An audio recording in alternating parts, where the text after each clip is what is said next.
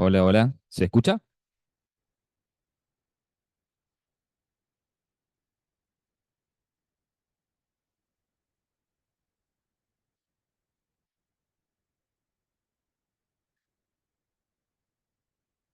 Dicen que sí. Ah, ok, ok. Ahora iniciamos.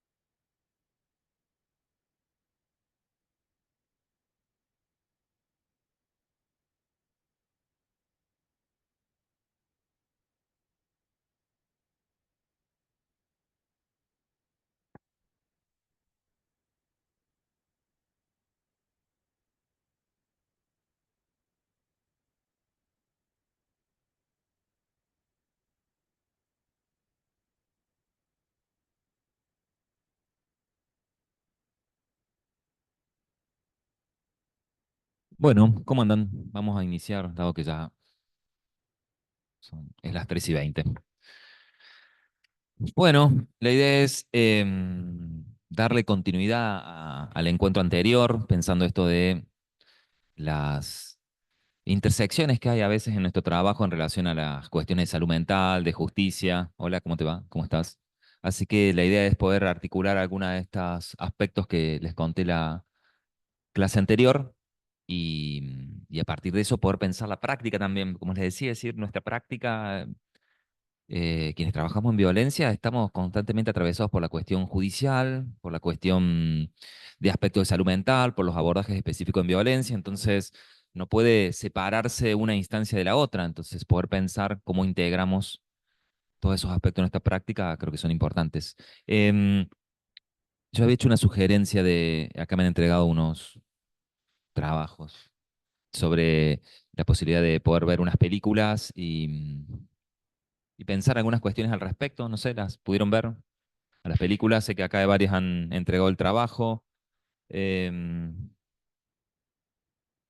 bueno, ¿las vieron ustedes? Acá es más fácil conversar con quienes están acá en directo.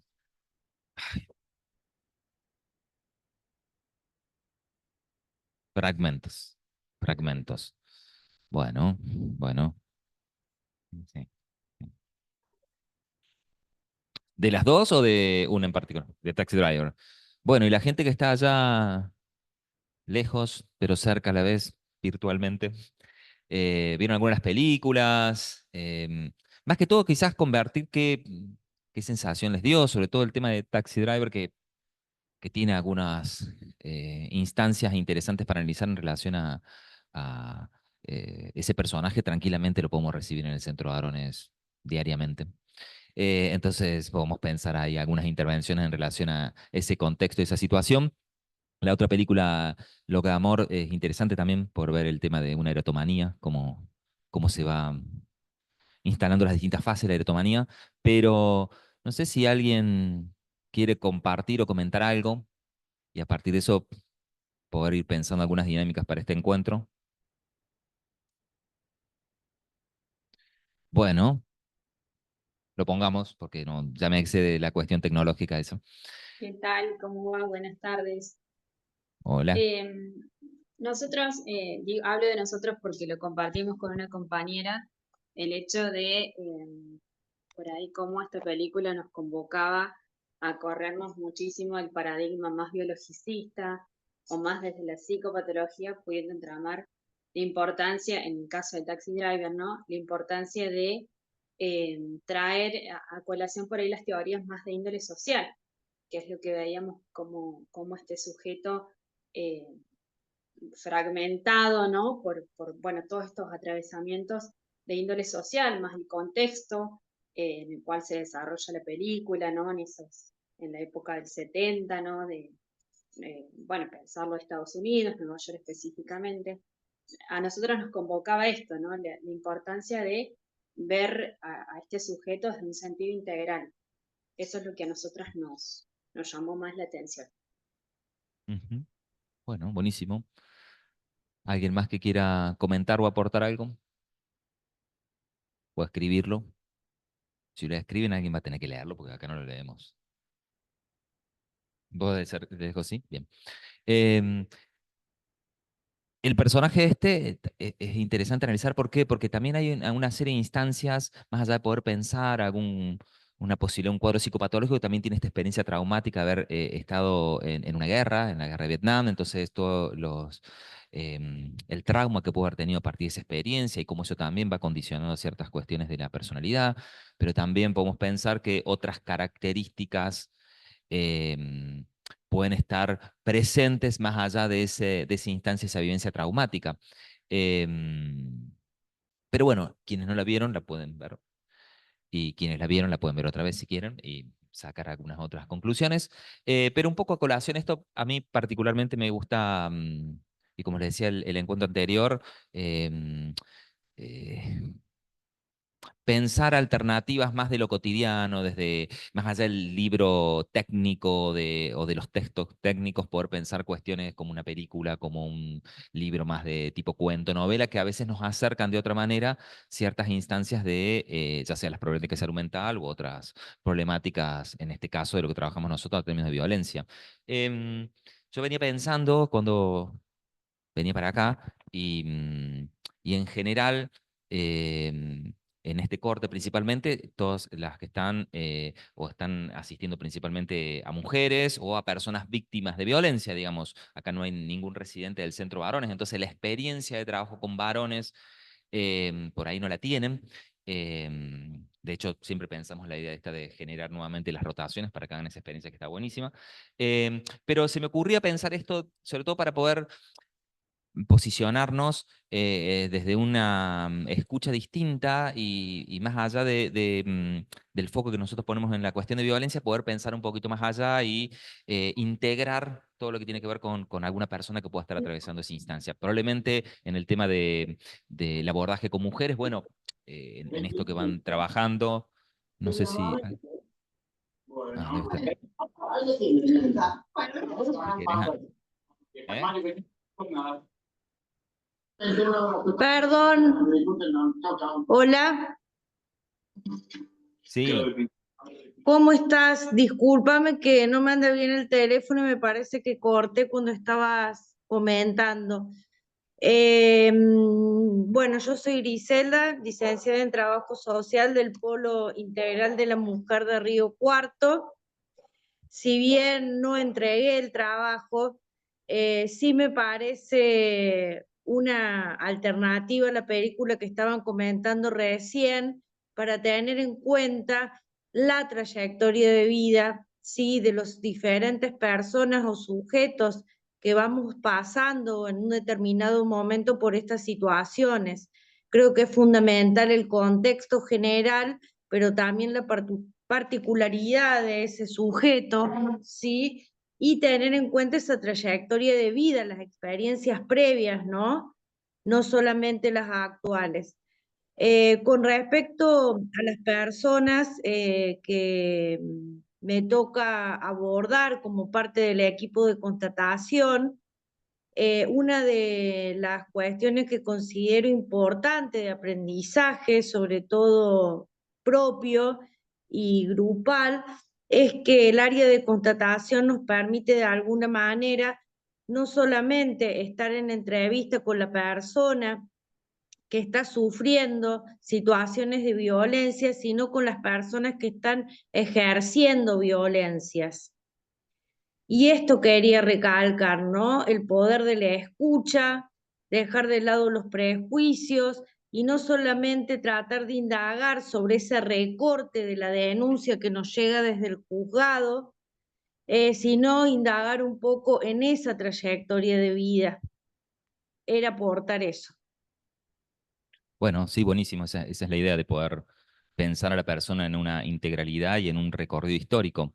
Total. Em, Se me ocurría ahora, justamente cuando venía caminando para acá, plantear una situación em, y cómo la abordarían desde cada una de sus disciplinas, porque también esto es lo que tiene enriquecedor los trabajos institucionales, en donde cada disciplina puede nutrirse con la otra y cada disciplina aporta algo más en el abordaje puntual de algún caso que estemos trabajando. Entonces, la mirada desde la perspectiva más psicológica, de la parte de trabajo social, de la parte legal. Entonces, digamos, acá confluyen distintas miradas, distintas escuchas que nos dan otra integralidad a la hora de abordar un caso. Y ahí está bueno donde se pueden generar esas discusiones, porque bueno, cada uno va a tener su mirada. Entonces se me ocurría pensar, deslizar una situación como para que cada uno pueda decir, bueno, qué se le ocurriría, cómo lo pensaría, cómo lo abordaría. Entonces me ocurría que de golpe tienen que asistir a una persona, vamos a poner un varón, así la complejizamos un poco más, un varón que ha tenido un acto criminal, ha asesinado a alguien. Vamos a suponer que ha asesinado a su pareja o expareja, ¿sí? Entonces tienen que hacer una intervención con un varón X que ha tenido, bueno, este acto hacia otra persona y que ha asesinado. ¿Cómo lo pensarían?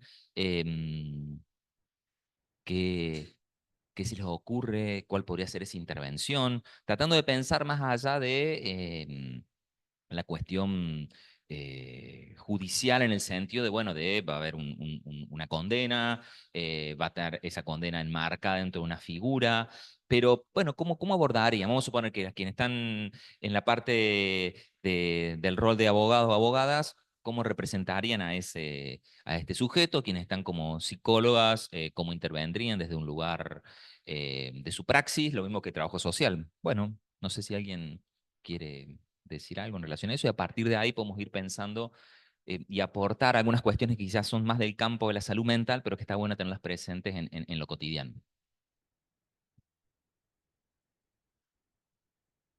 Ya está en la intervención, ¿sí? El señor lo detuvieron, es más, se fue a entregar.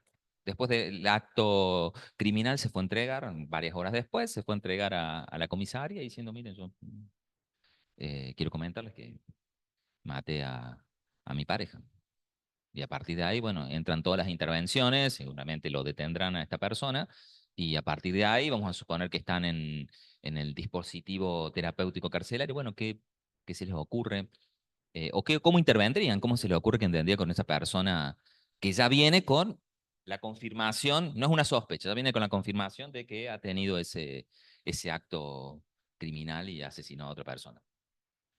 Yo lo pongo en el punto de un varón, pero podemos pensar eh, porque también puede asesinar a su pareja, o un padre que asesina a un hijo, etcétera, etcétera. Pero bueno, la contextualizo de ese lugar y en todo caso podemos pensando en las otras variables. Bueno, sí, claro que sí. Bueno, Se me ocurre por ahí pensar en qué contexto ustedes creen que sucede esto, este acto. En principio, digo, ¿cómo pensarían que sucedió este acto? ¿Desde dónde lo piensan?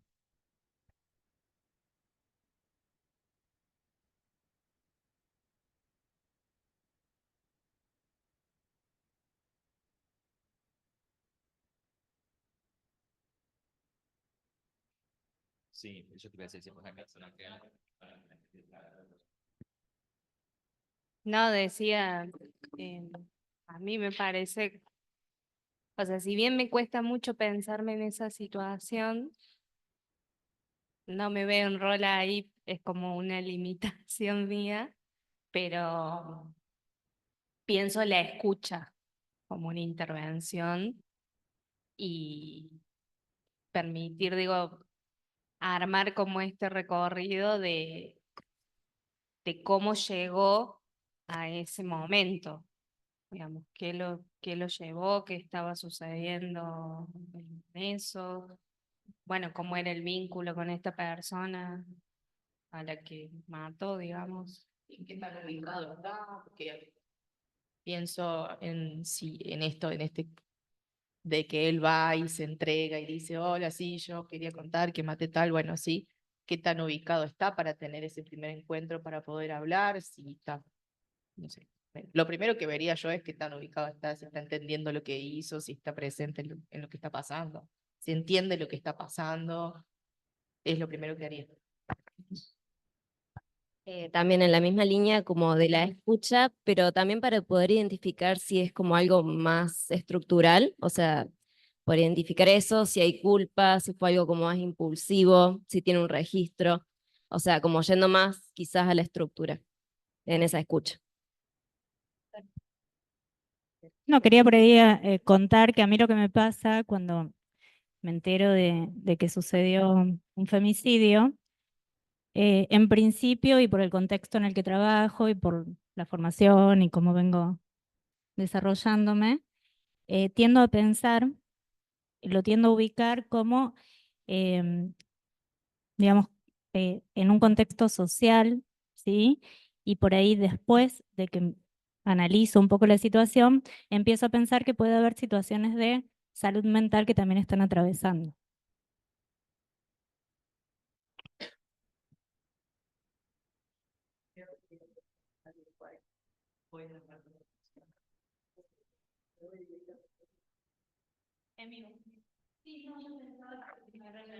Primero, si es un relato desafectivizado o no, si hay culpa, buscaría como primero para tratar de entender el móvil, digamos, ¿no? ¿Qué fue lo que llevó a esa persona a hacer determinado acto? Previo al análisis, podemos hacer de escucha, del relato de la persona. Para empezar esto, entonces, viene, lo del día, cómo es el lugar, qué barrio, todo esto, que a lo mejor preferís estudiante puede estar un poco también, quizás todo, pero parece que sí, está bueno que era lo que hacía, Bien. La idea, o por lo menos desde mi práctica, es esto, tratar siempre de abstraerse de cualquier sesgo, ¿sí? Es decir, nosotros trabajamos y nos atraviesa el tema de la violencia y bueno, muchas veces eso nos toca emocionalmente y nos resuena en lo emocional, nos resuena en el cuerpo, nos resuena en el pensamiento. Entonces, la idea es poder tratar de abstraernos de todas estas cuestiones y poder ir un poquito más allá porque se pueden, es decir, la idea de este mínimo propuesta ejercicio es poder pensar todas las variables que hay. Algo de usted, de esto ustedes han dicho, ¿no? Esto de decir, bueno, a ver quién es esta persona, qué pasó en ese momento, cómo está después de ese acto. Siempre hay que tener presente una cuestión que toda persona, después de un acto de estas características, no va a ser la misma persona. Es decir, algo va a impactar en esa persona, de una forma o la otra, pero nadie es indiferente ante un acto de esas características, por más que pueda ponerse más frío, pueda ponerse más atravesado por sentimiento de culpa, pero digo, algo va a suceder, porque también es pensar y abrir el interrogante, bueno, de qué lleva a que una persona realice ese acto y desde qué lugar lo realiza. Entonces ahí es donde entran también un montón de instancias que tienen que ver con aspectos de la salud mental, en donde, bueno, ese sujeto cuando cometió ese acto, ¿qué tan presente estaba ahí? ¿Qué lo empujó? ¿Fue algo impulsivo? ¿Fue algo premeditado? Fue algo premeditado, pero atravesado por una circunstancia o una atmósfera de una desestabilización en salud mental. Digo, hay un montón de variables que lo que yo quería traer con esto es que no entrar enseguida en el sesgo de decir, no, bueno, listo, mató a alguien, es un femicidio, tiene que estar en... Más allá de la condena que pueda tener, y que eso va por otra vía, y que eso seguramente quienes están en la parte más del ámbito judicial podrán pensarlo y podrán también analizar instancias y atenuantes. Bueno, por eso esto de, al ser algo interdisciplinario, poder pensar las distintas miradas, yo obviamente lo analizo desde mi perspectiva, que tiene que ver con eh, alguien que trabaja en la parte de salud mental, pero también como romper ciertas creencias que están en el imaginario colectivo, decir, no, bueno, si alguien lo premeditó es porque realmente estaba completamente consciente de lo que hacía. Y a veces puede ser y a veces no. Entonces, esto de poder pensar el caso a caso. Hay un, digamos, a veces en poder separar y a veces en esas intersecciones del campo de nuestra praxis, donde se entrecruza la cuestión de justicia y salud mental, porque, por ejemplo, ¿qué sucedería? ¿Cuál sería el camino legal con esta persona? Lo detienen, le van a indicar una pericia para ver esto de si comprende o no comprende los actos, si dirige o no dirige. Y bueno, y es como muy taxativo, bueno, comprende o no comprende, dirige o no dirige. Entonces es como en términos muy absolutos y a veces una cuestión es un trabajo pericial que va a medir o va a tratar de analizar estas instancias y otra cuestión es un trabajo de la praxis, de, bueno, ¿y cómo trabajamos terapéuticamente con este varón? Vamos a suponer que lo declararon inimputable. Bueno, si lo declararon inimputable quiere decir que tenía alguna problemática en salud mental o algo que hacía que su cuestión a nivel de conciencia esté alterado o la cuestión de la impulsividad, etcétera. Pero también podría ser alguien que declaran responsable de sus actos y eso no implica que no podamos también hacer un trabajo terapéutico. Hay un caso bueno, hay muchos casos, pero hay un caso que se llama Wagner, que es un hombre que mata a su mujer, a su hija, a su mujer que estaba embarazada, a su hija y a su hijo, a sus dos hijos. Y este asesinato lo venía planificando hacía como 2 o 3 años. ¿Por qué? Bueno, y acá entra otra cuestión. En el caso de él sí había ¿cómo estás? Una problemática en salud mental, en donde esta persona, y después de este acto, va a un pueblo vecino y mata a 8 o 10 personas con una ametralladora, ¿sí? Quería matar a todo el pueblo, pero no llegó a hacerlo. Y ahí en esta persona, cuando se lo entrevista, el psiquiatra que interviene en ese momento, bueno, empieza a analizar que, bueno, esta persona estaba con una desestabilización psicótica, que venía con una construcción delirante, que él cuando era adolescente hacía muchas prácticas de onanismo y zoofilia, entonces él estaba convencido de que todos sabían eso y que por eso lo humillaban, entonces se sentía como señalado, mirado y estigmatizado por este pueblo. Entonces, él decide como, bueno, matar a su familia, por un lado a su mujer y a su hija, porque considera que también eran en parte responsables de esto, y a sus hijos para que no sufran estas humillaciones que él sufría. Sin embargo, este pasaje al acto, como les digo, no fue algo de un momento para el otro, sino algo que se venía gestando muy paulatinamente en este sujeto, que bueno, después llega a ese pasaje al acto, y en donde él no quería que a él lo declaren inimputable. Y él no quería que lo declararan imputable. Y ahí es donde entra otra arista en las cuestiones de salud mental. ¿Por qué? Porque para la persona que lo declaran imputable muchas veces es vivenciado como una muerte en vida, como una muerte simbólica, entonces como que se lo anula como persona. Entonces, quienes practican pericia muchas veces tienen estos puntos en cuenta porque por ahí el que simula una patología en salud mental para, bueno, digamos, que lo declaren imputable o para que surjan algunos aspectos que atenúen una pena, busca a favor simular ciertas cuestiones. En cambio, el que realmente tiene una problemática de salud mental no quiere que lo estigmaticen como loco. No digo que todos los casos sea así el 100%, pero muchas veces sucede esto. Entonces, esto como para pensar cuántas variables pueden suceder. Bueno, parece, no, bueno, pues si esta persona lo planificó, si esta persona lo diseñó y en un momento particular lo llevó a cabo, estaba consciente de sus actos. Uno tiende a pensar eso, pero pueden abrirse un montón de circunstancias. Y en salud mental, bueno, quienes trabajan más en la parte de salud mental, bueno, hay un concepto que se llama pasaje al acto, y que el pasaje al acto para la psiquiatría es como este acto impulsivo de pérdida de control que generalmente tiene una carga de agresividad importante. Y queda como muy limitado ahí desde la perspectiva psiquiátrica, pero desde la perspectiva más psicoanalítica se considera que ese pasaje al acto en realidad es un modo de decir, es un modo de decir por fuera de la palabra, y que algo ha empujado a ese actuar, pero que en general ese actuar, ese pasaje al acto, no solamente es un modo de decir, sino también es un modo de liberarse de una tensión, de un goce, llama Lacan, que se hace insoportable, y que la única forma de librarse de eso es a partir de un pasaje al acto. Muchas veces porque otras instancias que han buscado regularizar esa tensión interna no han funcionado. Realmente lo más común es que sea dentro de una estructura psicótica, esto que yo les comentaba en el primer encuentro, ¿no? De pensar más allá de la sintomatología que cualquier persona puede presentar, un aspecto más estructural que a veces puede estar desencadenado o no. Entonces, en general, en el campo de la psicosis, pueden existir muchas formas que se llaman trabajo de la psicosis para que se estabilicen y para que se genere un vínculo social que a veces está roto por el desencadenamiento de la psicosis. Y ese vínculo puede ser a partir de una construcción delirante, a partir de otros modos de estabilizarse, como puede ser a través de una determinada acción o función. Por ejemplo, hay gente que logra estabilizar su psicosis a partir del arte. Por ejemplo, esto que yo le decía de Van Gogh. Van Gogh durante muchos años se mantuvo estable a partir de su arte.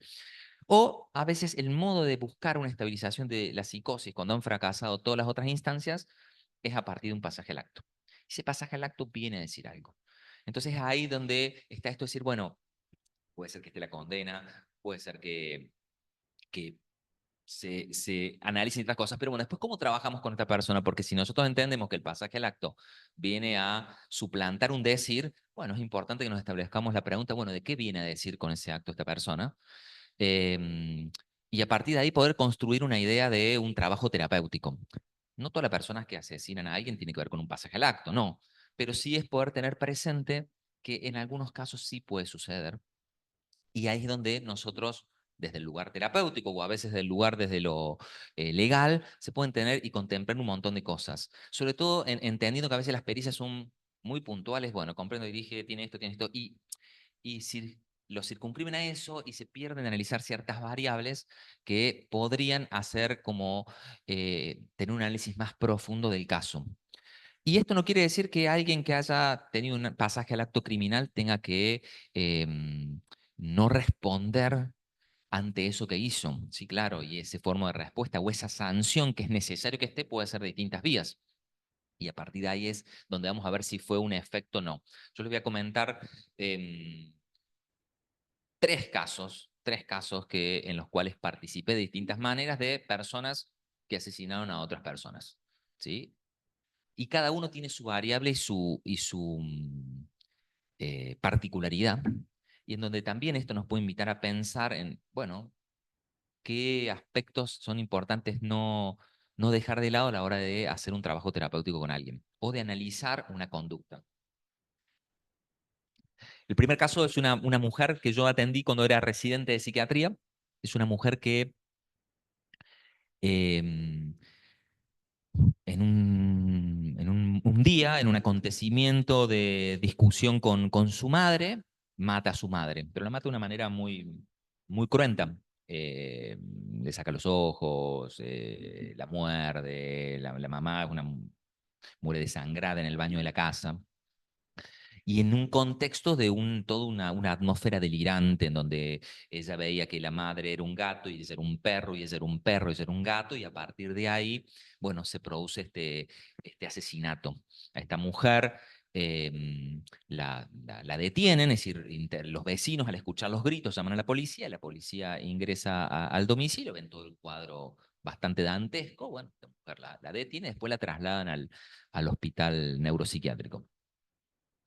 Lo particular es que cuando esta mujer ingresa al hospital neuropsiquiátrico, ya no tenía estas alteraciones alucinatorias. Era como que esa emergencia sintomática se había aplacado después de ese pasaje al acto. Está un tiempo internada en el hospital neuropsiquiátrico y después la trasladan a la institución donde yo hacía la residencia y yo la tomo como paciente. Lo particular de este caso era que Esta mujer era una mujer que en ese entonces tenía unos 50 años aproximadamente, no había tenido internaciones previas, no había tenido ningún episodio de desestabilización psicótica, era una mujer que era profesional, era jefa de servicio en un hospital de su disciplina, que era nutricionista. Y hasta ese entonces había sido alguien que había desarrollado su profesión y un nivel de vida muy funcional, había disertado en congreso, bueno, una... ¿Cómo? Tenía familia, tiene, calculo que seguirán estando vivos, dos hermanos, tenía sobrinos, una mujer bastante, vivía sola, había tenido algunas experiencias de relaciones de pareja, de hecho en un momento se estaba por casar y unos días previos a su casamiento, su pareja de ese momento desiste. Tenía una relación bastante ambivalente con la mamá, que era alguien que habitualmente la desautorizaba o la descalificaba. De hecho, cuando sucede esto del casamiento, una frase de la madre es, y sí, ¿qué tenés vos para ofrecer? Era como, bueno, en esta situación de un vínculo bastante tenso con la mamá, ella, unos días antes, ella vivía sola, unos días antes de que sucediera este asesinato, ella cree o siente que había gente que quería ingresar a su casa a robarle, entonces asustada se va a la casa de su madre, que vivía con uno de sus hermanos, y se queda ahí. Pasan 3, 4 días hasta que sucede este acto violento. Lo particular de esta mujer era que ya cuando ingresó a la clínica, ya esos primeros días en el hospital neuropsiquiátrico, no tenía ninguna sintomatología evidente, pero sin embargo, ella asumía o aceptaba el estar internada sin protestar, sin preguntar por qué estaba internada, sin hacer ningún tipo de demanda. Era como que en silencio aceptaba esa situación. De hecho, eh, pasaron muchos meses hasta que ella me contó, y es la única vez que contó, la situación de ese episodio de lo que había pasado con la mamá. Y fue la única vez que lo contó, después no lo contó nunca más. Pero era como que la lectura mía era que ella era consciente, recordaba lo que había sucedido más allá que no quería hablar, pero era como su modo de transitar su castigo, ¿sí? No preguntaba, no demanda el alta. Todo paciente que está internado a los 3 días quiere irse alta, pregunta por su alta, pregunta por qué está ahí, ¿no? Es un silencio. Estamos hablando de una mujer de mucho conocimiento hospitalario, entonces que nunca establecía la pregunta, che, ¿por qué estoy acá? ¿O hasta cuándo voy a estar internada? Nada, una cuestión de pasividad, se relacionaba con todos los pacientes, colaboraba, pero en lo que tiene que ver con su situación particular nunca planteaba nada. Cuando yo empecé a entrevistarla, empecé a indagar en aspectos de su historia, bueno, ella desde hacía muchos años venía con una ideación paranoide que era que había gente que entraba a su casa y le sacaba cosas o que la vigilaba. O, por ejemplo, he hecho una vez una empleada doméstica porque ella había descubierto que esta empleada doméstica había hecho un molde con un jabón para copiar la llave y entrar a su casa. Todo esto de una manera muy silenciosa, sin decírselo a nadie, hasta que llegó un punto de eclosión en donde, bueno, ella sentía que había gente adentro de su casa y ahí es cuando se muda a la casa de la madre y el hermano. Y otra particularidad ahí que habla de que ya venía con una desestabilización muy marcada. Ella no vuelve más a la casa. Ella no vuelve más a buscar ropa a su casa, no vuelve más acompañada por nadie, empieza a usar la ropa del hermano. Entonces hablamos de alguien que evidentemente estaba como en una instancia de desestabilización y en donde lo particular es que ella lo que plantea es que empieza a discutir con la mamá estaba con un principio de demencia y la mamá le dice algo que ella no puede reproducir, que es, ella me decía cosas, me gritaba, me decía cosas, pero no podía dar cuenta de qué le decía esta mamá. Entonces, algo de ese decir dispara este pasaje, porque lo que ella dice es, yo quería que se callara, yo quería que dejara de hablar, que dejara de gritar, yo quería que se callara. Y en todo ese contexto y esa situación es que la matan. Ella, de alguna manera, la declaran, de alguna manera no, la declaran inimputable, entonces en vez de condenarla a prisión, le dan, en ese tiempo no estaba todavía la ley de salud mental, entonces le dan una internación, lo que se llama internaciones penales son como medidas de seguridad. Entonces le dan la orden de internación, al declarar inimputable, donde tenía que hacer un tratamiento. Ella ya después de un tiempo estaba estable, ya no tenía más sintomatología, pero más allá de eso costó muchísimo darle el alta. Porque claro, estaba el estigma y el prejuicio de que había matado a alguien. Y si volvía a matar a alguien, entonces estaba toda esta creencia o esta idea de que si había matado a alguien podía matar a otras personas. Entonces, bueno, costó mucho el alta, costó muchos informes, un trabajo terapéutico con ella, con la familia, brindar otras alternativas para cuando se fuera de alta. Entonces, de alguna manera, después se logró que se externara, ella siguió en tratamiento varios años hasta que falleció de cáncer. Esa es una situación.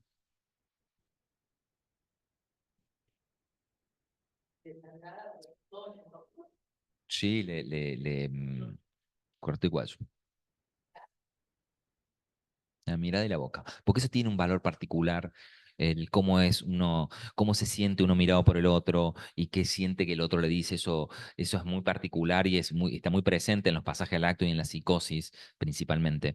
Vuelvo a decir, no quiere decir que la psicosis sean las únicas estructuras que puedan pasar en el acto, está el pasaje del acto neurótico, es decir, está, pero estas características más impresionantes, digamos, están más en el campo de la psicosis. El otro caso es un caso que no hice un trabajo terapéutico, pero sí entrevisté varias veces, que es un joven de 25 años, que lo entrevisté en la época que era técnico en el Centro Varones, que él había asesinado a su pareja, pero fue previo a la figura del femicidio, entonces él hizo un juicio abreviado, estuvo 5 años preso y le dieron la libertad, le otorgaron la libertad condicional y creo que eran 3 años más que tenía que cumplir en libertad condicional. Entonces él asiste al centro varones porque le dan esa condición de libertad, cumplir ciertos parámetros y dentro de eso ir al centro varones. Fue todo un debate ahí en el centro varones si lo incluían o no si lo incluían los grupos, entonces se optó y a partir de ciertas eh, pautas que había establecido la coordinación de ese momento, que no era lo más apropiado que él pudiera participar en un dispositivo grupal, por lo que podría generar en los otros varones, entonces se hizo un acompañamiento individual hasta que pudiera iniciar un dispositivo terapéutico. Este joven, eh,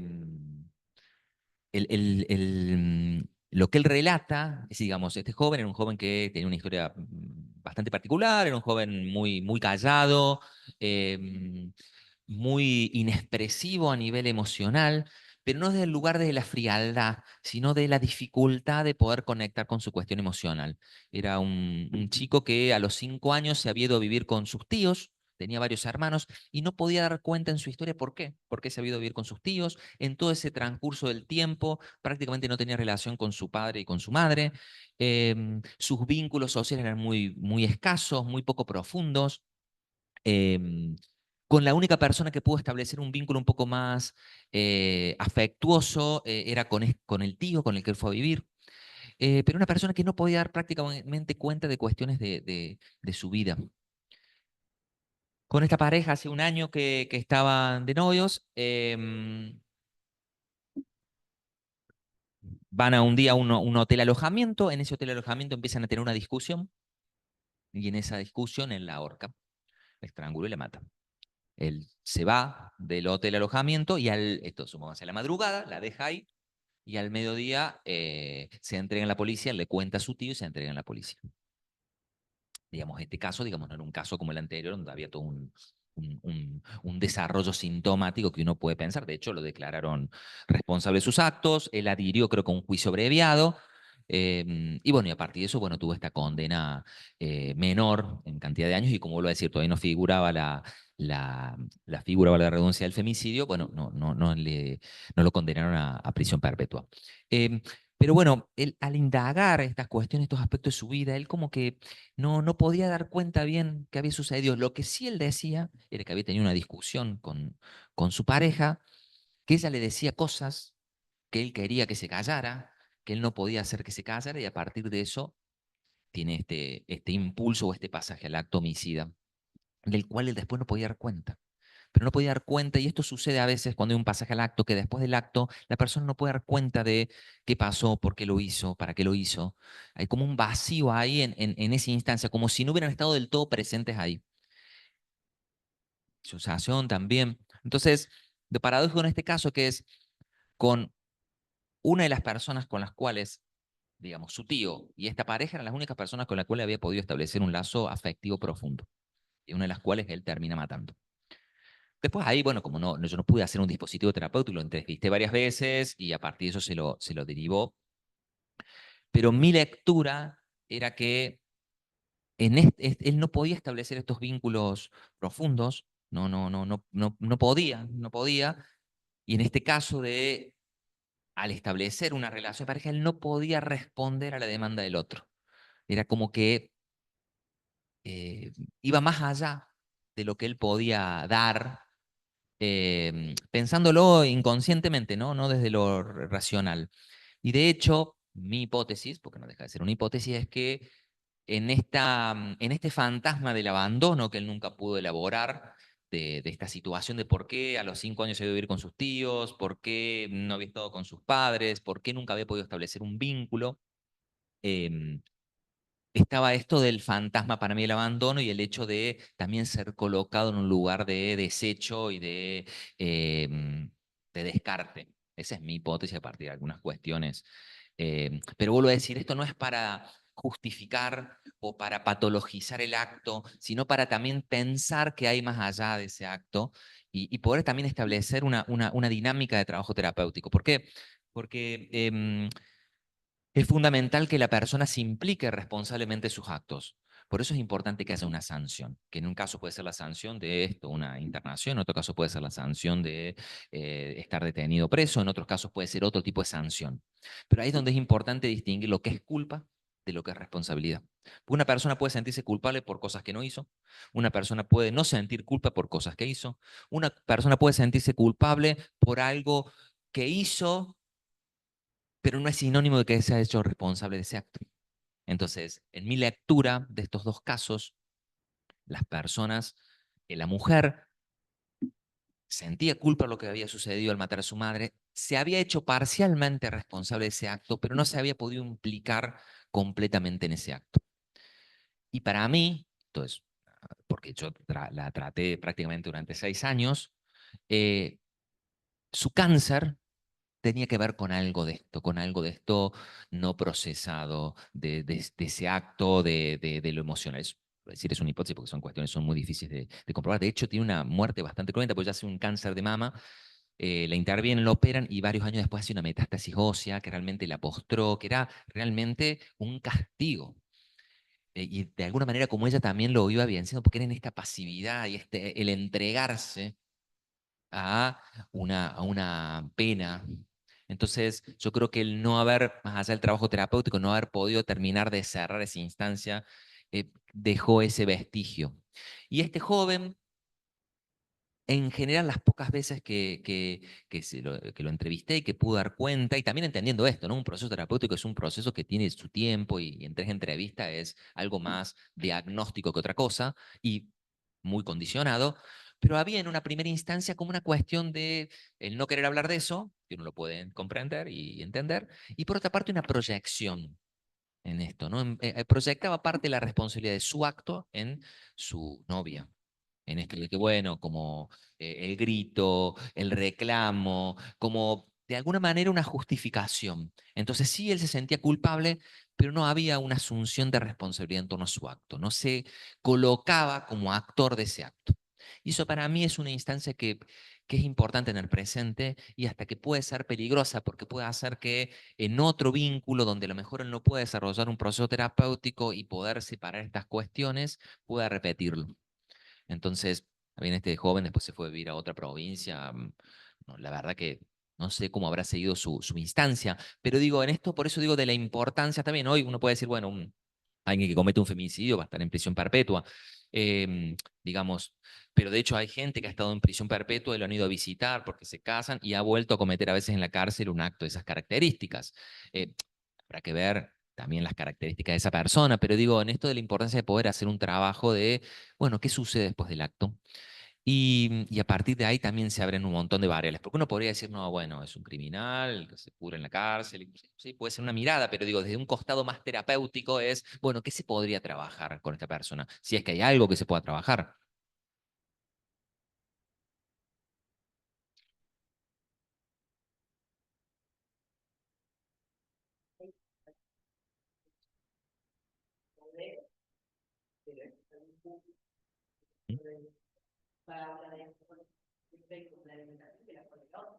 Ujú.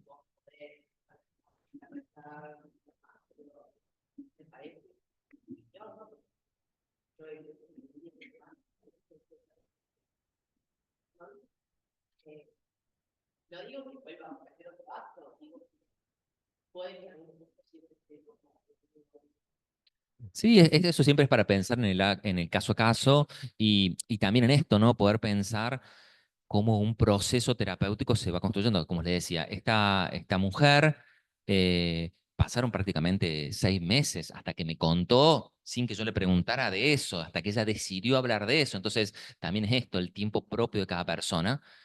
Y a partir de ahí también poder ir evaluando, porque vuelvo a decir, después de ese acto también ese acto genera un efecto en la persona.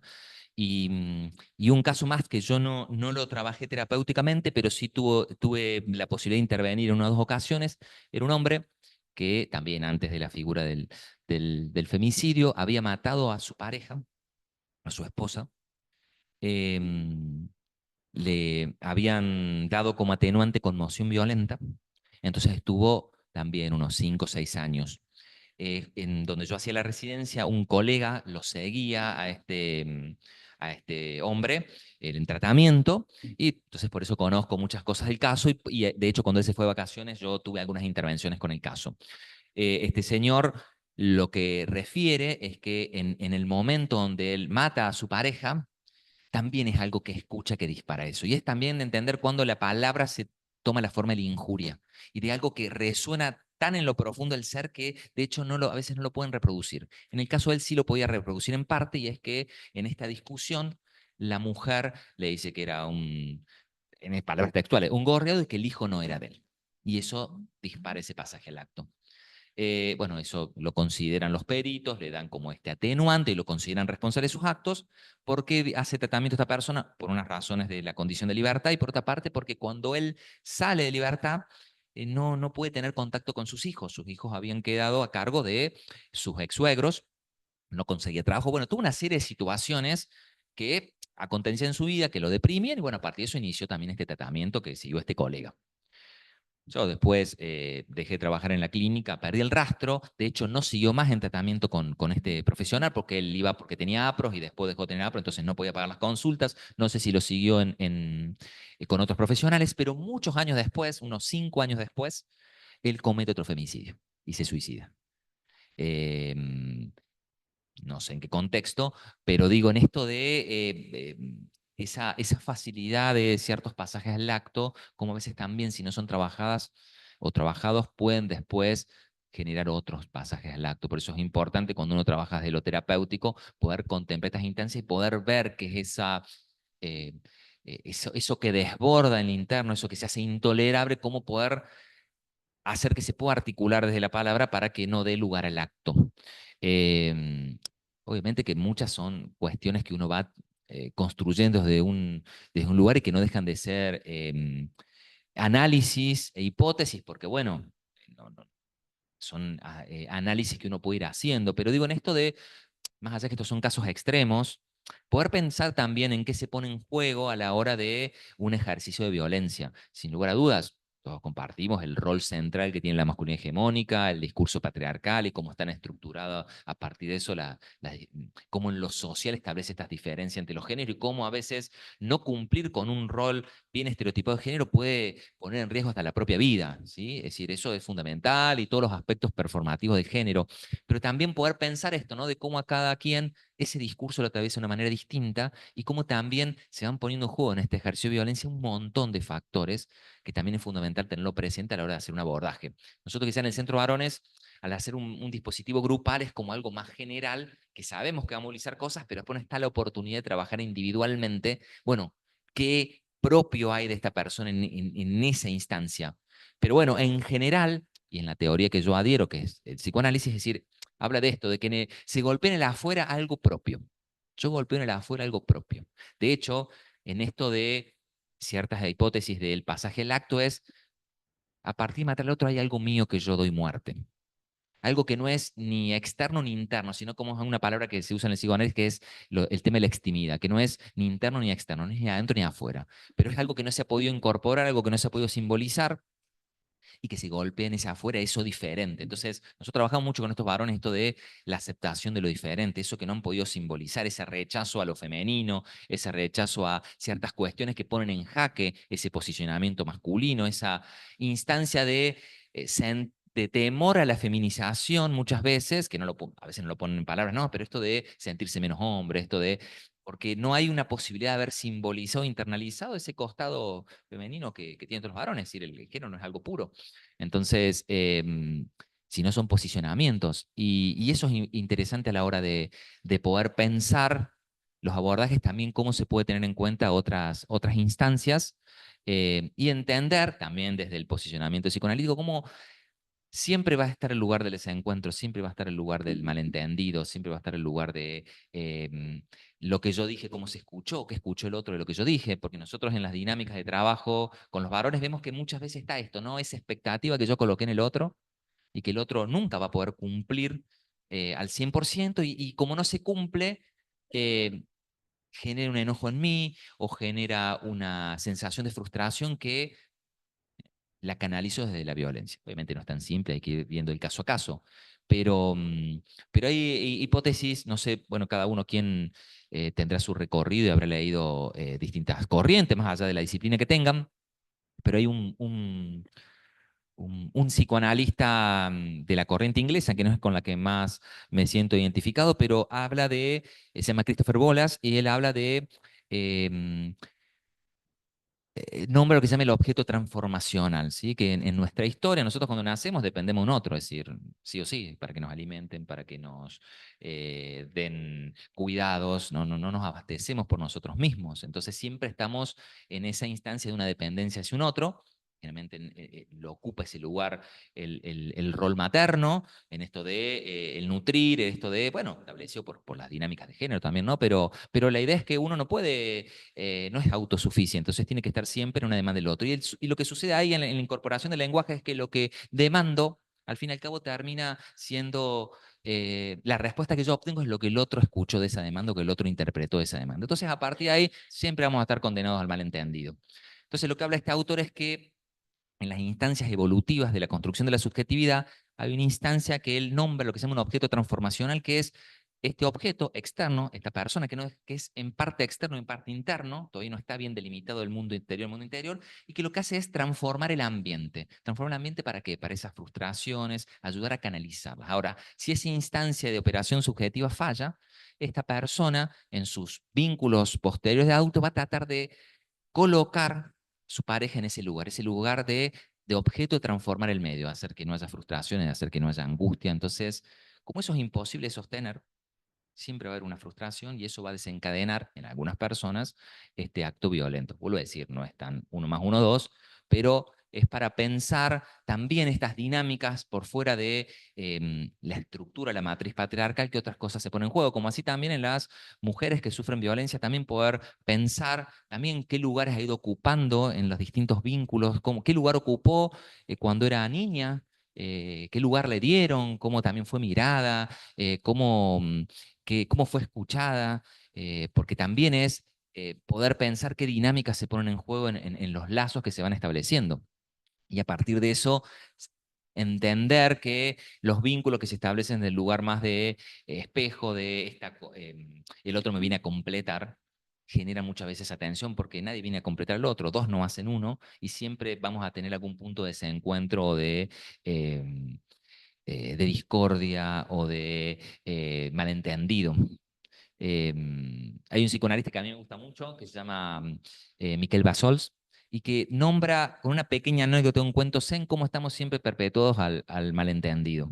Entonces él relata que toma este cuento zen y dice que un hombre un día va a un mercado y ve un espejo. Y en ese espejo él cree ver a su padre. Él ve a su padre en ese espejo. Entonces, como un padre había muerto hace muchos años y él le tenía mucho cariño, tenía mucha nostalgia, entonces compra ese espejo y se lo lleva a su casa y lo tapa con un velo, con una tela.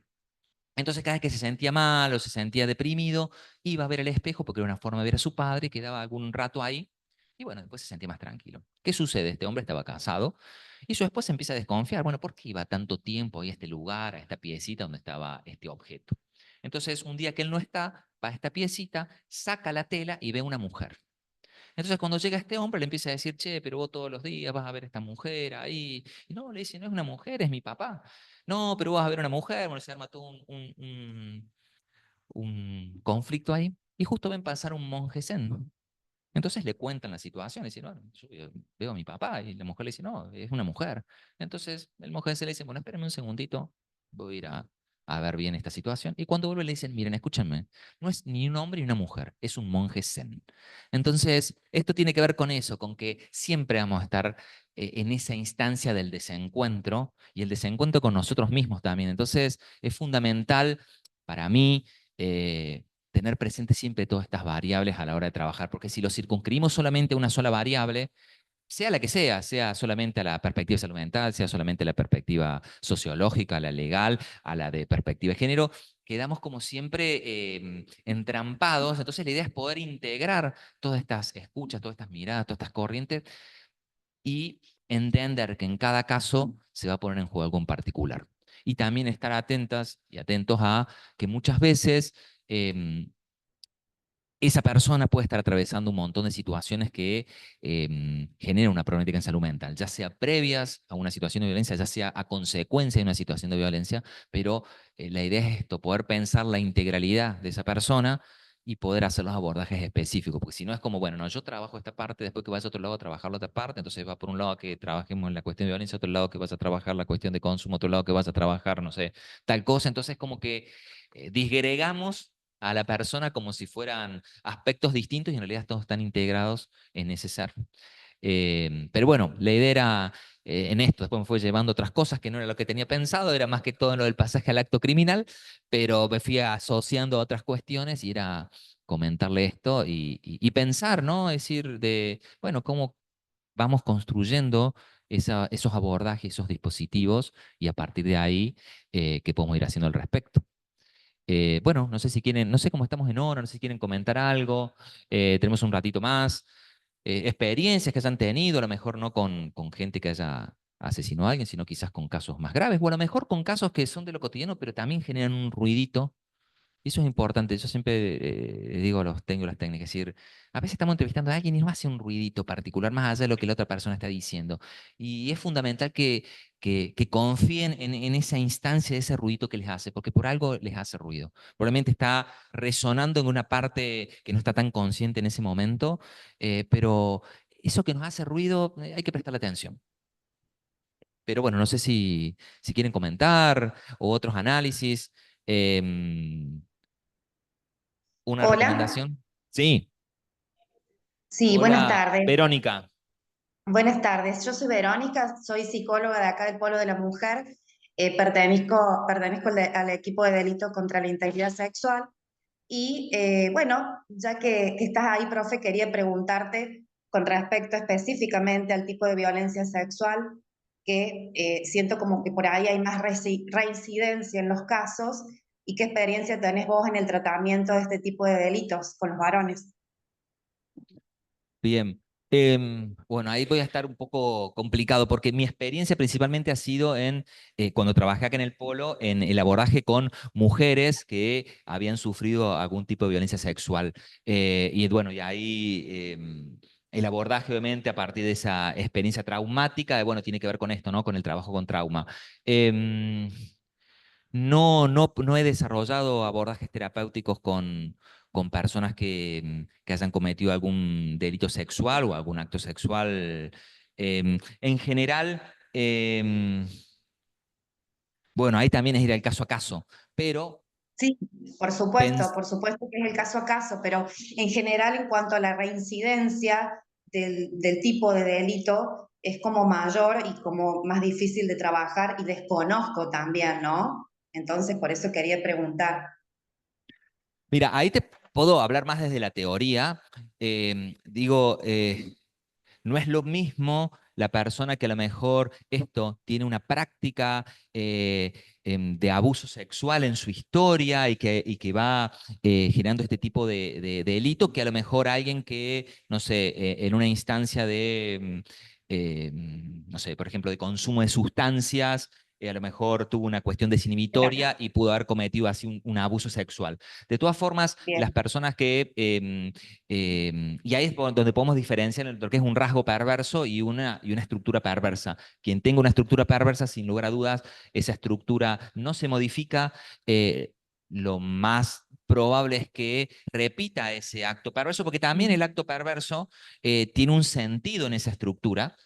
Digo, con esto no estoy justificándolo ni amparándolo, sino que digo, estructuralmente, digamos, el perverso, ya sea desde el que comete un acto de violencia sexual, ya sea el que produce otro tipo de actos, ya sea hasta el fetichista o estos que muestran sus miembros en la calle, digamos, hay algo que empuja a ese acto más allá de entender que, bueno, es inapropiado.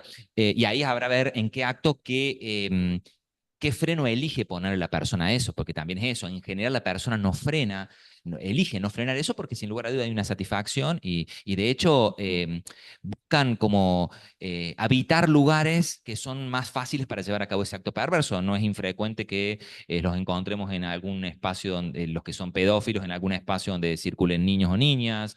Hay una película muy interesante ahora que estoy pensando, que se llama El hombre del bosque. Si no la han visto, véanla. Tiene una mirada muy particular de alguien que ha sido condenado por pedofilia y cómo el sistema también de alguna forma va contribuyendo al empuje de eso, ¿no? Pero, y hay otra película que no me acuerdo cómo se llama ahora, que también toca de costadito una persona que también tiene una perversión del tipo pedofilia. Pero digo, si estamos hablando de una estructura perversa, el perverso no va a modificar su acto, no va a buscar modificarlo, no tiene demanda porque tiene su propia, es al estilo de la figura del psicópata, en donde construyen su propia ley, están fuera de la norma social, pero ellos construyen su propia ley y son coincidentes con eso. Eh, y también ahí yo creo que, sin lugar a dudas, también hay una cuestión del atravesamiento de la masculinidad hegemónica en esto de considerarse, sobre todo el que hace abuso sexual contra las mujeres, de considerarse dueño de ese cuerpo, de esa otra mujer, y cómo muchas veces es un modo del ejercicio de poder, eso también hay que poder evaluarlo. Em, esta práctica que sucede más de lo que consideramos. De hecho, yo cuando trabajaba acá, había muchos casos de mujeres que a lo mejor le ponían algo en la bebida y para después, bueno, sean más dóciles para generar un sometimiento sexual. Y entonces también eso, ¿no? Ahí hay una premeditación de buscar una determinada estrategia para lograr un fin, en este caso, de abuso sexual.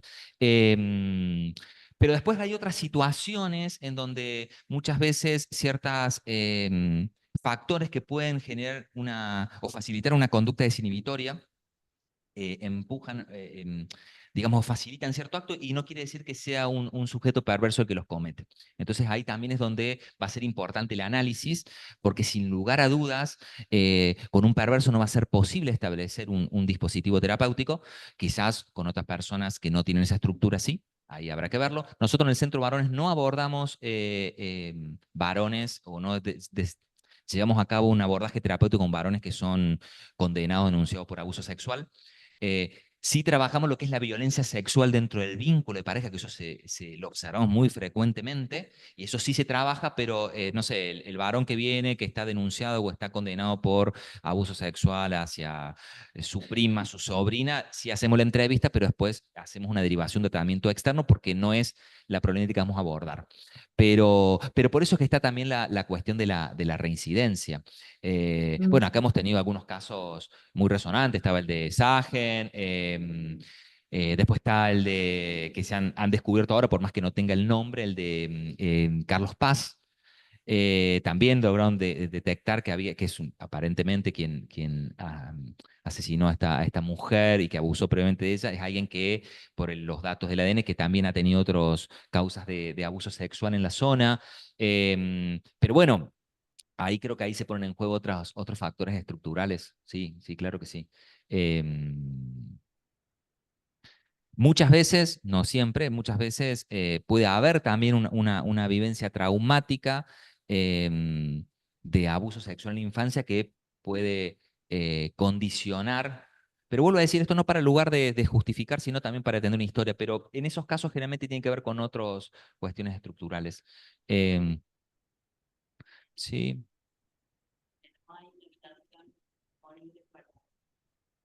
Hermanos, digamos, de diferentes géneros, por lo menos hemos recibido casos de personas características, y al no haber un abordaje en el... Sí, por ahí estamos acá,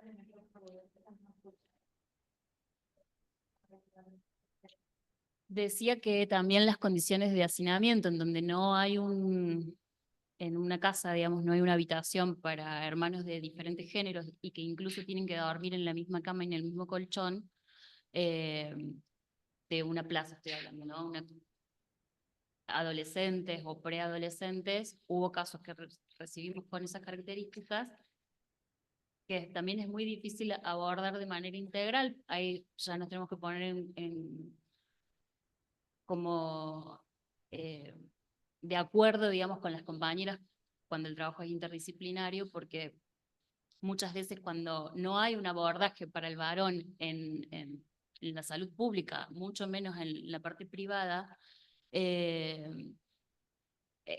difícil, digamos, porque queda ese sujeto como, bueno, digo, si bien nosotras trabajamos con víctimas, está la otra parte que también se tiene que poder hacer una lectura de que no fue una agresión sexual por que quizás sea un perverso, no lo sabemos porque nosotros no lo trabajamos, pero sí hay algo, digamos, también de la incidencia familiar, entonces poder hacer una lectura un poco más amplia, digamos, que no sea solamente pensar, bueno, es un abusador,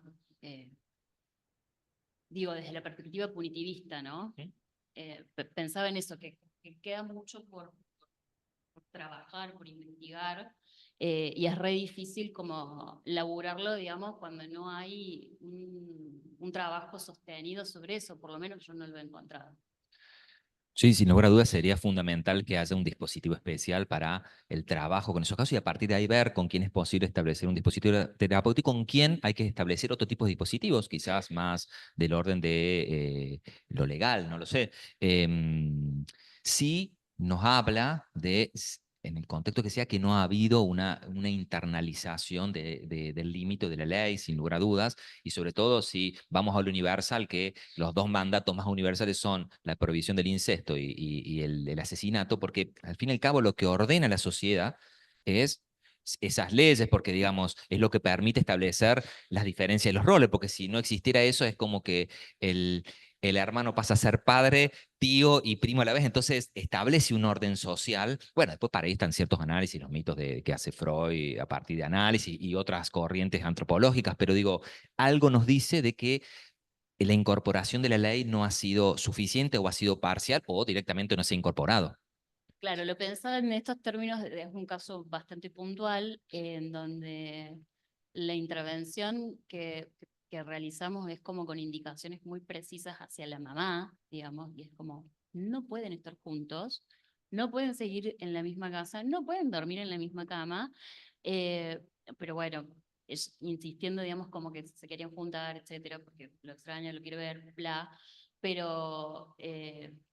digo, ahí me parece que el abordaje terapéutico fundamentalmente tiene que ser sobre ella, sobre los tres, por supuesto, pero digo sobre ella porque de algún modo ella insiste, digamos, en que esos encuentros se produzcan. Entonces, bueno, no, me parece que tiene muchas aristas, muchísimo. Sin lugar a dudas. Y el tema de el abuso sexual en las infancias es algo que está muy atento porque está mucho más presente de lo que creemos.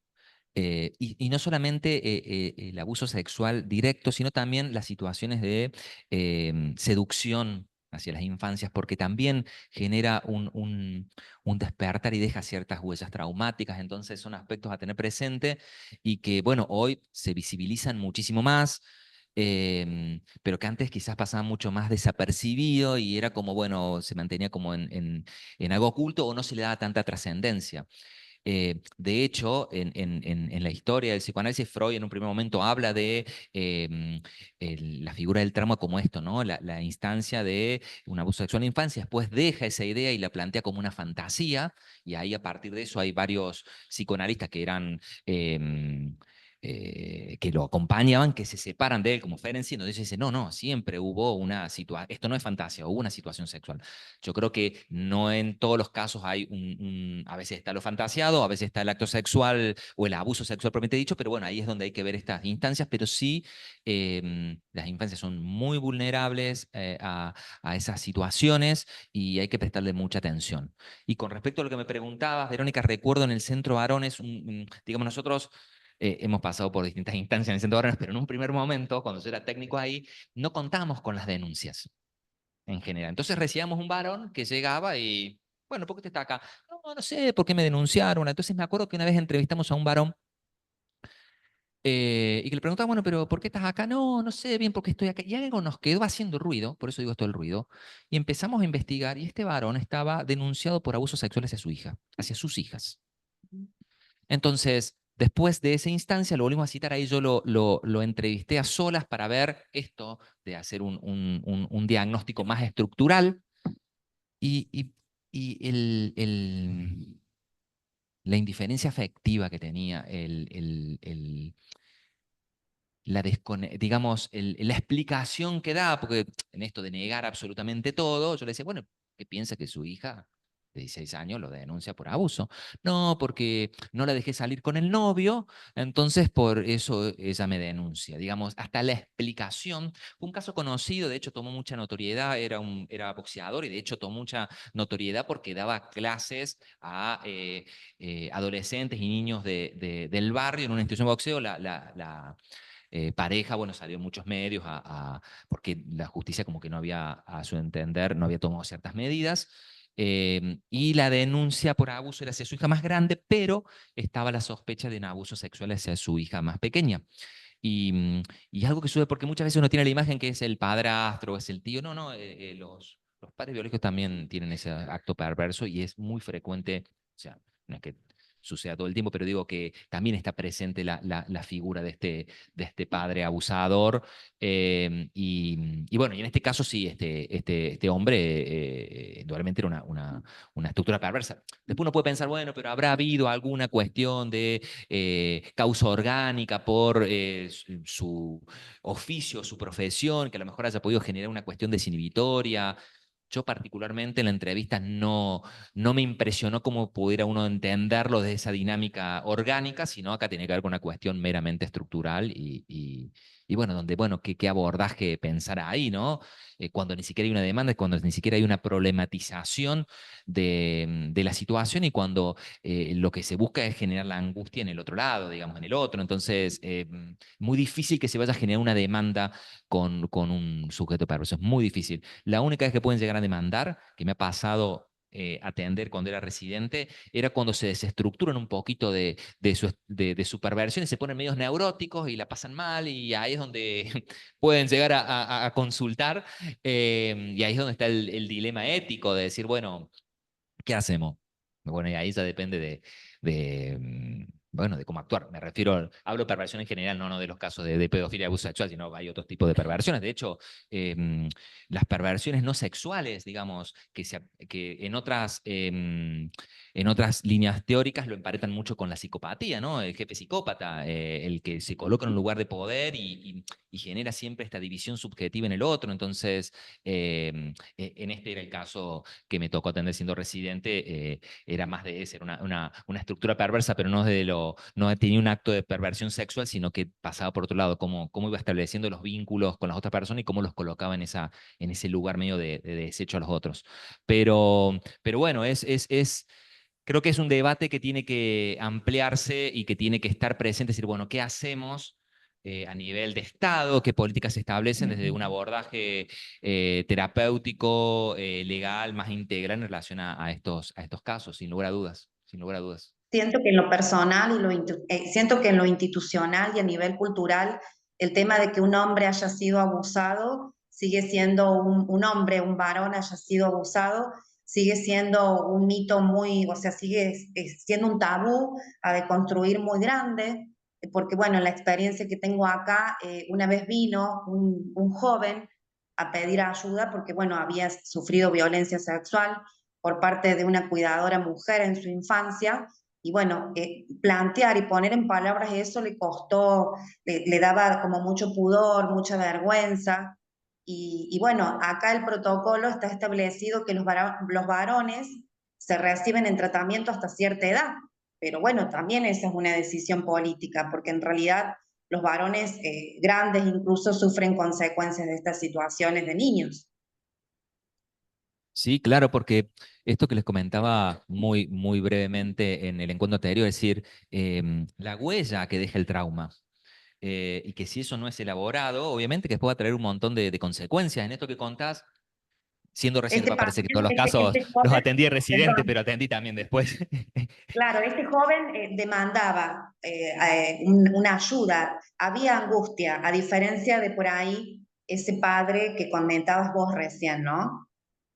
Claro, bueno, pero acá en este caso tenemos a alguien que sufrió ese abuso sexual y, Ujú. por ejemplo, recuerdo un hombre de 30 y pico de años, 40 años, que estaba internado por una cuestión de consumo, un consumo importante de cocaína.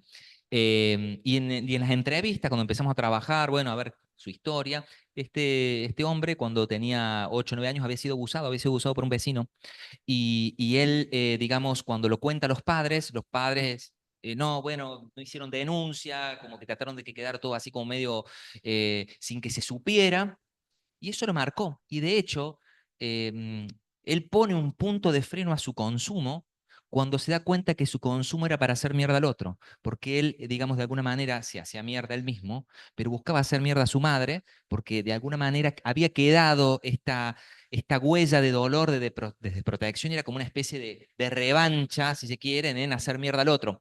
Entonces, pero claro, lo que pasa es que hacía mierda al otro y se hacía mierda a él. Entonces, pero cuando él pudo enlazar esa cuestión de su historia, pudo poner un freno a ese consumo. Porque también era muy particular, cuando él no consumía se exponía a otras situaciones de riesgo. Entonces el poder hacer una elaboración diferente de que había ahí, pudo permitirle también hacer otro proceso y poder pensarse de manera distinta. Pero digo, el tema del trauma es algo que, sobre todo cuando no ha podido tener el espacio de poder ponerlo en palabras, donde ha sido silenciado, después por algún lado sale. Yo es más allá de mi experiencia acá de abordaje con casos de abuso sexual que eran prácticamente recientes, mujeres en general que venían acá a acudir a buscar ayuda al polo, y bueno, yo generalmente hacía una derivación conmigo para que empezara un tratamiento psicoterapéutico o farmacológico, pero yo he atendido en todo mi recorrido clínico muchas mujeres que a lo mejor acudían a consulta porque estaban angustiadas, estaban deprimidas, y en el medio del proceso, y a veces en los primeros encuentros, comentaban esto que nunca habían podido comentar a nadie, que de chicas a lo mejor habían tenido una situación de abuso con un familiar, con un vecino, y que nunca lo habían podido decir, y en aquellos casos en que habían dicho, recuerdo una chica que, la mujer ya era, que comenta que cuando ella se lo cuenta a la madre la castiga. Entonces, digo, también está esto de, bueno, que ha ido sucediendo y prestar mucha atención porque, vuelvo a decir, es más frecuente de lo que pensamos el abuso sexual en las infancias. Y hay que hacer todo un proceso. Y sobre todo el abuso sexual que ha sido sistematizado genera unas huellas tremendas y que es importante después poder trabajarlas para que, bueno, no generen, digamos, malestares más graves en la persona, digamos, a posteriori, digamos. Entonces eso es fundamental. Pero bueno, sí, creo que hay muchos debates que hay que tener y por eso esto también de poder integrar, porque al fin y al cabo la persona con la que trabajamos, vuelvo a decir, es única, es singular, pero que tiene un montón de factores, de instancias, de variables que nosotros, más allá que trabajemos en la problemática de violencia, no tenemos que perder de vista a la hora de generar los abordajes. Así que eso es fundamental. Una recomendación, bueno, las preguntas que quieran, las dudas que tengan, díganlas, habilítense el micrófono y después le hago una recomendación de un libro. Yo lo que pude notar es que cuando el abuso intrafamiliar es del padre biológico hacia alguno de sus hijos, las consecuencias, digamos, tienen mayor predominancia, digamos, en cuanto a pasaje al acto o acting out. Y después también lo que pude observar es que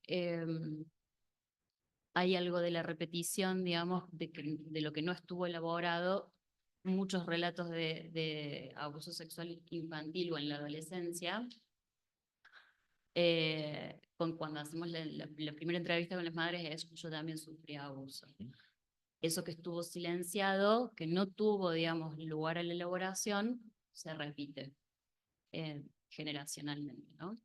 O sea, un fenómeno, digamos, para pensarlo psicopatológicamente, digo, desde la psicopatología, pero en, bueno, en estos términos más freudianos. Sí, tal cual, y eso se ve mucho. Y eso que a lo mejor en otras, que ha pasado en otras generaciones y nunca pudo ser puesto en palabras, de alguna manera va a salir en otras generaciones. A lo mejor no es de una situación de abuso, pero a veces de una situación de eso que no se dice y que impacta, porque también condiciona el modo en que se vincula. Y en esto de los casos que han sido por el paro biológico, o a veces hasta con quien ha sido, quien ha tenido el rol de cuidado, tiene un efecto muy devastador, porque es quien debía cuidar, es quien daña. Entonces, ¿eso cómo se integra? ¿Cómo lo integra? Porque muchas veces en los abusos que son en los primeros años de vida, de la infancia, claro, no hay un entendimiento de qué es esto que me están haciendo. Después toma en un segundo tiempo em, esa internalización y ahí es donde empieza a tener otros efectos. Pero digo, cuando es en otras edades sí está ese entendimiento. Entonces digo, ¿cómo se integra eso? Y en esto de eso de lo no dicho y eso de la repetición del trauma, sí está muy presente porque esto ya es muy lacaniano, pero eso que no cesa de no inscribirse, ¿no? Eso que no se inscribió, de alguna manera va a seguir empujando y va a seguir manifestándose de otra manera. Y yo lo que recuerdo y siempre cuento es que muchas veces eso que no se inscribió es lo que nunca terminó de suceder. Por ejemplo, cuando trabajaba acá y empezamos las primeras entrevistas con las mujeres que habían sido víctimas de abuso sexual, siempre estaba el sentimiento de culpa, de autorreproche, y decir, pero si me hubiera ido antes, si no hubiera tomado esa, es decir, como eso que no pasó, como si poder modificar eso modificaría lo otro que sí sucedió. Entonces, hacer todo un trabajo de poder correrse en lugar de culpabilizarse, y la culpa no está del lado de quien sufrió el abuso, sino está del otro lado, y en donde en esto de que muchas veces está el reclamo, y hay una frase, un libro que se llama Ceder no es consentir, es un libro de una francesa, ahora no recuerdo el nombre, en donde esto, ¿no? Porque muchas veces está el reproche, bueno, pero ¿por qué no gritaste, che? Pero ¿por qué no? Pero que uno ceda. ¿Sí? ¿Sí? Exactamente. No, obviamente, sí, sí.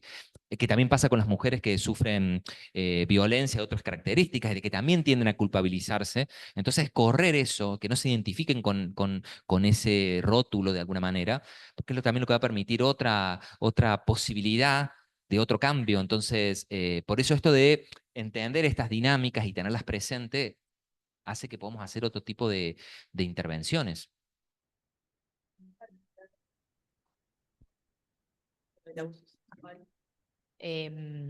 Es que hace bastante tiempo que, de hecho, lo hemos charlado en equipo, venimos viendo como a proyección el impacto de las violencias en las niñeces, en esto de empezar a crear realidades paralelas, ¿no?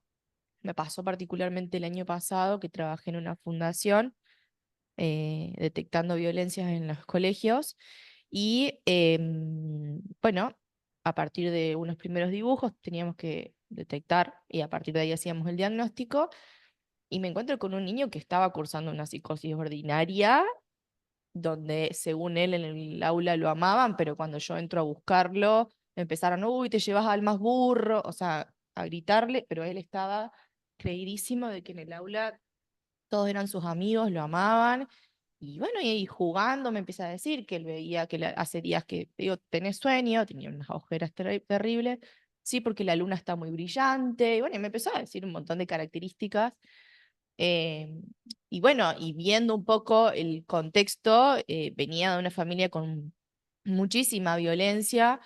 Nos pasa también que lo charlamos en equipo, ahora nos derivaron, no sé si hay alguno de las compañeras que nos derivó un caso que es bastante desafiante, que es un niño que particularmente no tengo buena proyección porque tiene un papá que le habla de que él no es malo, es el diablo, el que le hace esto, lo hace ir a misa, ir adelante, rezar por la familia para que el diablo no se meta en la casa, le hace creer que hay olores feos porque, porque la madre metió el demonio en la casa, o sea, cuestiones así que se vienen viendo un montón y que cómo no pensar ese impacto de decir, claro, o sea, uno empieza a decir, ah, bueno, es violencia vicaria, sí, y si te quedas solo con eso y no con lo que realmente el nene va creyendo y las ideas que se va haciendo y las mamás que a veces dicen, no, no sé cómo abordar esto que me dicen, no sé cómo criar esto, no,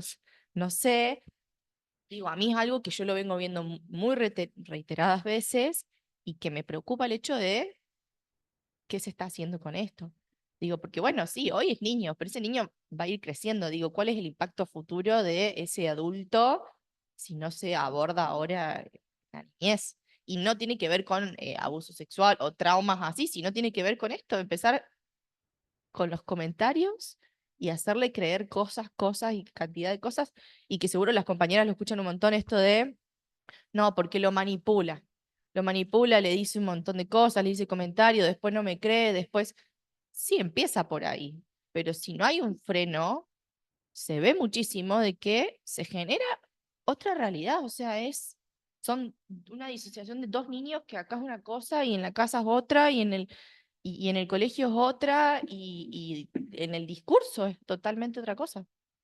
Es algo que a mí particularmente me preocupa y lo proyecto mucho en esto de, bueno, nos estamos encontrando con estas realidades según estos niños.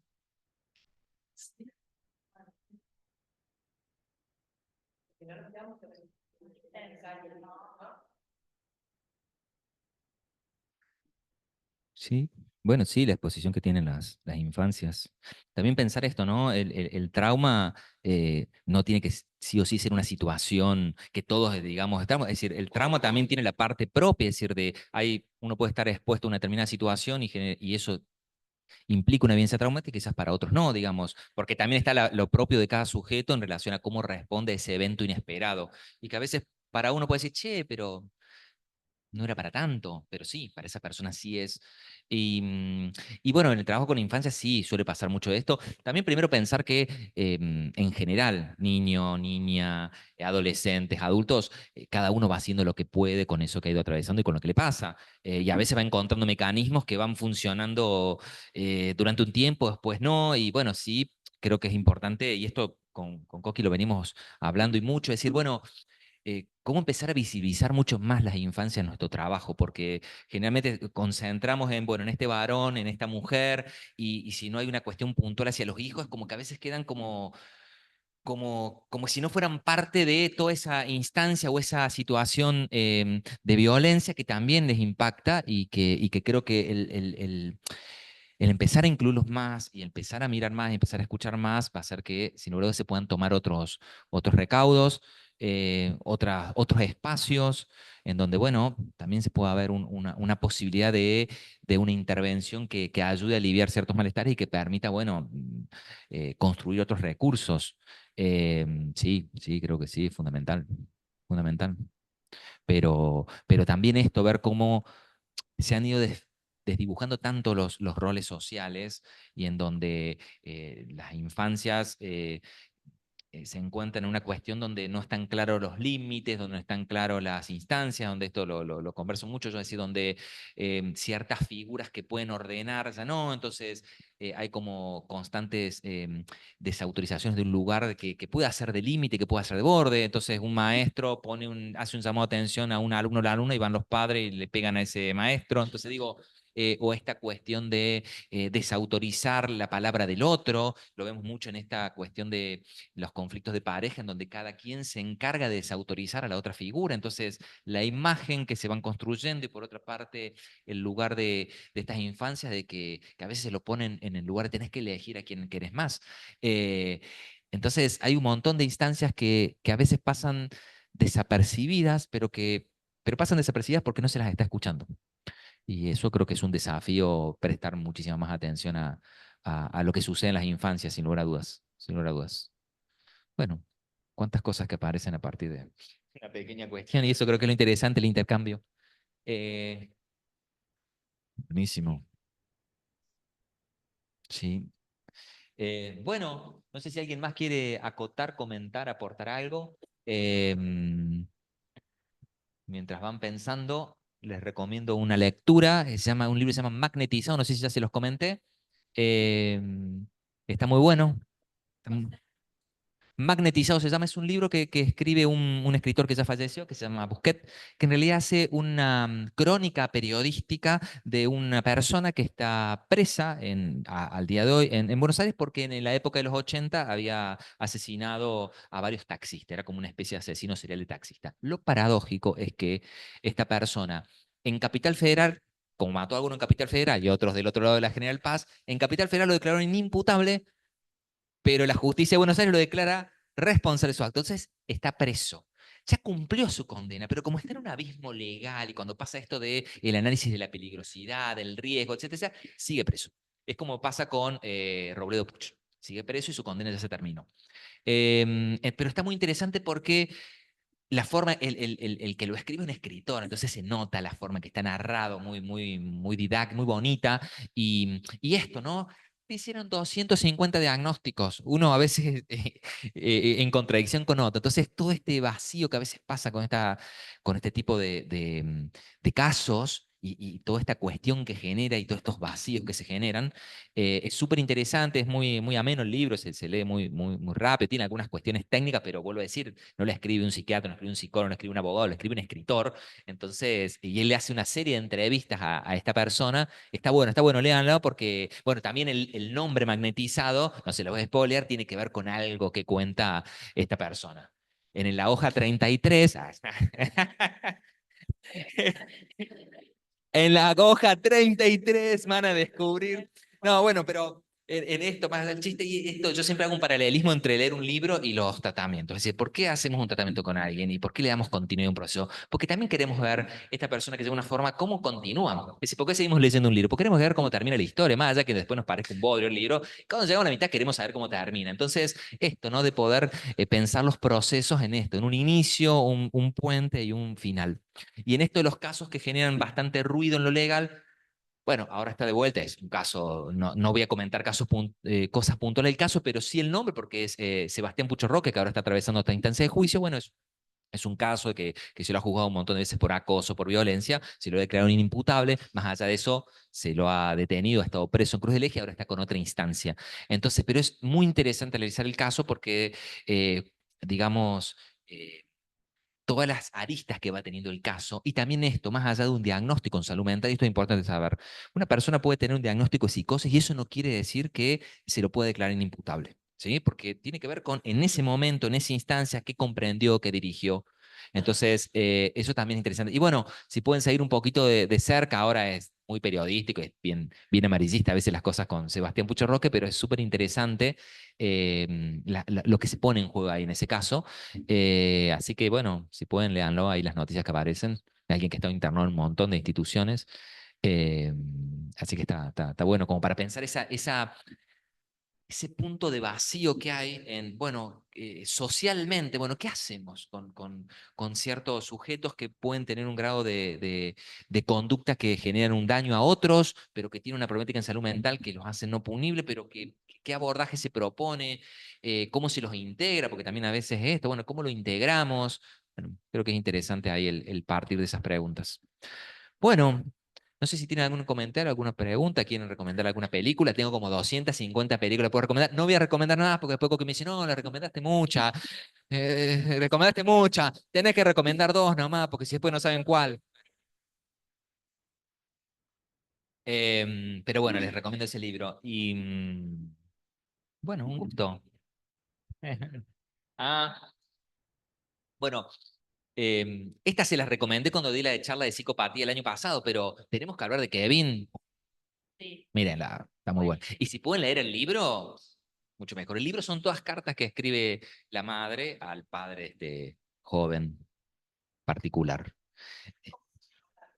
Tenemos que hablar de Kevin. Sí, está en alguna de esas plataformas y el libro es buenísimo, y también esto pensar lo social. Fíjense cómo Estados Unidos es una sociedad y una cultura que produce mucho de estos asesinos seriales. También tiene que ver con lo que se pone en juego sí, el discurso cultural. Acá no tenemos tanto, tenemos un par, pero son como más anecdóticos. Bien, bueno, gracias. Un gusto poder compartir este espacio y bueno, estaremos encontrando otras oportunidades. Espero que haya sido de utilidad. Estén muy bien. Bueno, adiós a quienes están de aquel lado. Un gusto también. Que estén muy bien. Cualquier duda, cualquier consulta, escriben más allá de las clases, ¿sí? Que estén muy bien. Chau, chau.